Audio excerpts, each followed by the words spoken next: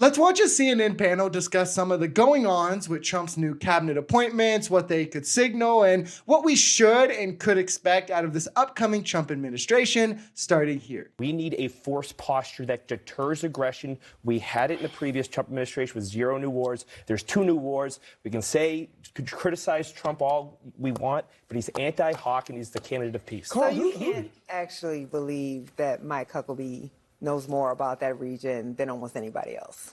I mean, there's no way. He knows a great deal.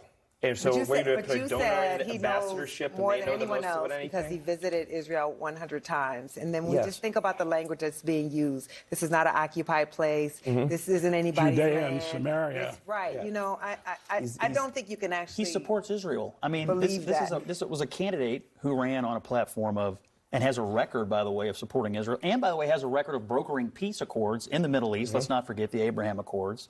But he's a pro-Israel candidate. He gets elected, and now he's putting a pro-Israel ambassador to go represent us to Israel. This should not be surprising to anyone. I guess the other part of this is that the U.S. policy is that the settlements are illegal, that they are an inhibition to a lasting peace in the region. Mike Huckabee is an evangelical Zionist, one who's taken millions from AIPAC and now defends illegal Israeli settlements, claiming from quotes in the Bible that the West Bank should just be a part of Israeli territory, so the settlements are fine. They're not settlements, they're communities. There's no occupation, right? Which of course is, it's not like a matter of opinion or debate whether an occupation is going on, right? Per international ruling, Israel is indeed occupying Gaza and the West Bank. So we're having someone in our role, advising this kind of policy that either doesn't know or doesn't respect international law, but his job directly pertains to international law. This is also someone who has called for us to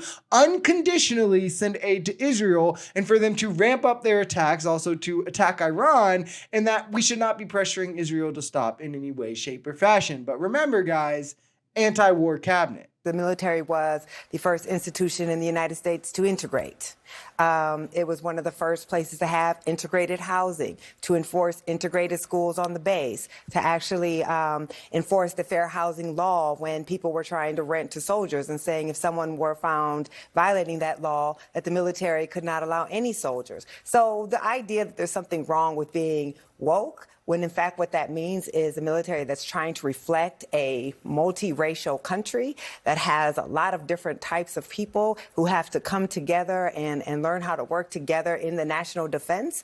Actually, racial polarization is bad for military strength, and it's been used against this country many times by our adversaries, including in recent elections. So I think this idea that we can purge woke from the military is actually ahistoric, and I also think it's dangerous because while he's saying he's going to purge woke, what he really wants is to purge any generals who might actually stop him from using the military against the American people and in ways that the military is not supposed to be used. I'm really glad she got where she did by the end, because this is exactly what Trump wants, right? He wants to rid of generals who might defy him, who won't do the more radical ass. I mean, we know his first time around that he was asking about using the military to shoot protesters in the legs, right? He's gonna need them to do some Gestapo-esque things and be barging in random houses, card checking random brown people if he plans to actually do his mass deportation. He's talked about weaponizing the National Guard against the enemy within, who, he named Democrats and Democratic politicians as the enemy within. So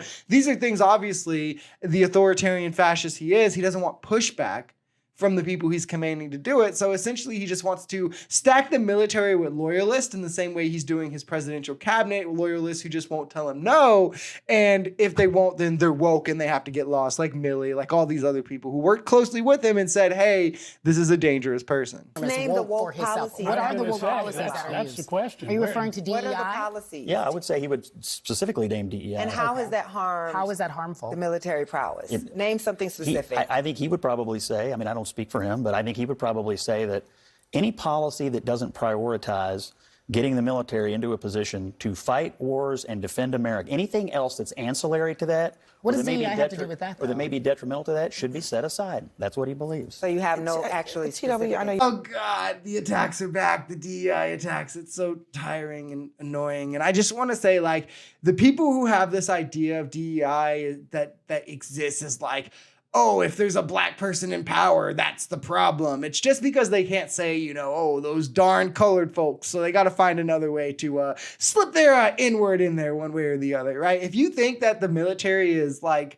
what does this even look like, right? Like they're just yanking random black people off the streets and promoting them to generals in the name of diversity, and it's going to ruin the military because all these qualified white soldiers are being overlooked. Like, if you think this is what is happening, you're absolutely an idiot. I'm sorry to tell you that. There's not really a way to sugarcoat this. This idea that any company who doesn't discriminate in their hiring process is just woke now. You know, you're woke because you hired a black person and a woman to management. That's not supposed to happen. Like, nor can anyone who ever talks about this, and he can't, as you saw in this clip, they can never name any actual negative outcomes that have happened because of DEI, right? Which is something that's been around for 60 years. So if it leads to all these negative things, there should be plenty of examples, because at this point, it's like communism. Nobody who complains about it actually knows what it is or how it actually looks when it's happening, because they've never actually experienced this in real life. It's something they saw on Twitter, and now they're like pretending is affecting them.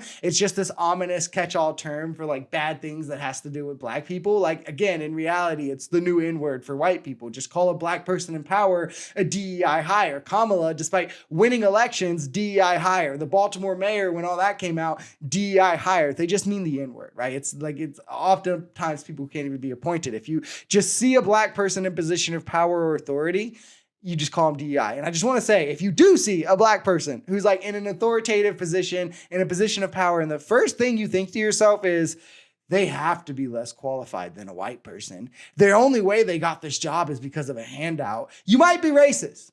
That is racism, right? DEI literally boils down to, don't overlook a qualified candidate just because they're black, which is something that has actually happened to black people for decades. The right, racist people, bigots, they've all co-opted this to instead mean pick unqualified candidates because they're black, which is ignorant. It stems from racism. It's just the idea that if a black person gets something, he's inherently less qualified than other people. So it has to be DEI. That's the only reason, right? Because they're inherently more unqualified. And it's also arbitrary in that qualifications are subjective, and what makes someone qualified isn't black and white. See what I did there? No, but it's not going to be the same in every circumstance, and it's not something that can even always be measured.